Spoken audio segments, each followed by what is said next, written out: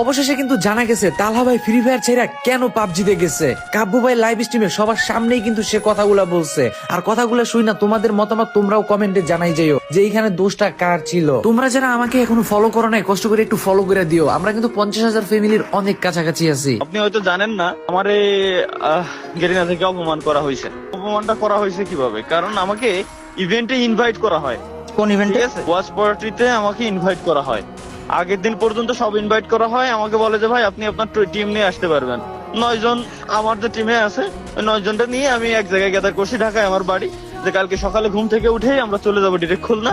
খুলনা থেকে আমার বাড়ি ঘুরে এসে দেন পরের দিন আবার আমরা ঢাকা ব্যাক করবো। ক্যামেরা ট্যামেরা সেট আপ সব আমার রেডি।